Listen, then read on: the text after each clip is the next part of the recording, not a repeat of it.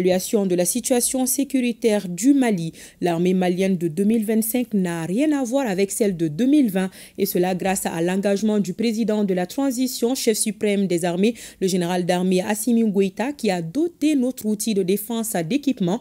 Des propos du ministre de la Défense et des anciens combattants à sa sortie du Conseil national de la Défense. Des succès enregistrés seront consolidés dans le cadre de l'opération Dougou-Koloko. Le reportage de Tamsir Diabati.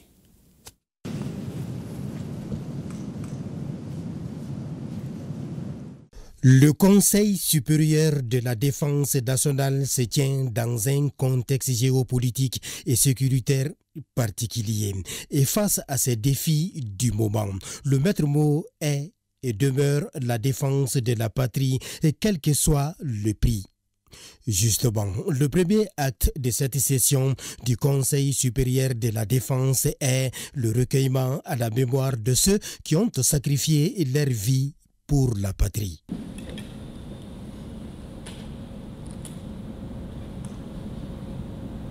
Pendant 3 heures d'horloge, la hiérarchie militaire a procédé à l'évaluation de la situation sécuritaire du pays. La rétrospective des actions menées par les forces armées maliennes dans le cadre de l'opération Maliko qui a fait ses preuves en matière de lutte contre le terrorisme. À ce niveau, le ministre de la Défense ne cache pas son satisfecit. Ce succès est dû à la clairvoyance du chef de l'État, à la bravoure du soldat malien, mais surtout au soutien constant du peuple malien. Au cours de cette session, les orientations données par le chef suprême des armées pour la planification est de redoubler d'efforts en vue de transformer les défis en opportunités pour le Mali et son armée.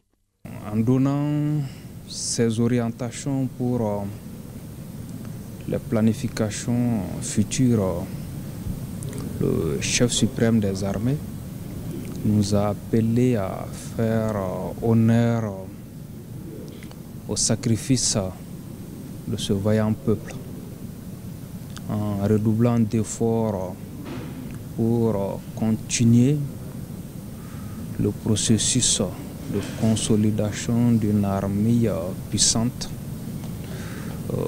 forte et respectée, qui n'acceptera plus jamais que l'État malien faiblisse, que le peuple malien soit humilié.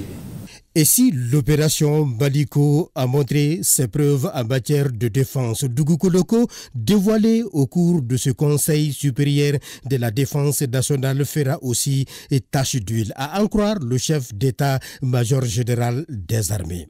Ce Conseil supérieur de la défense nous a donné l'opportunité de présenter la situation sécuritaire qui a été évaluée à travers l'opération Maliko, qui a vraiment des succès très, très signifiants qui ont été très bien magnifiés, d'introduire un nouveau projet, voilà, du plan Dougou-Koloko avec des besoins sur 2025-2030.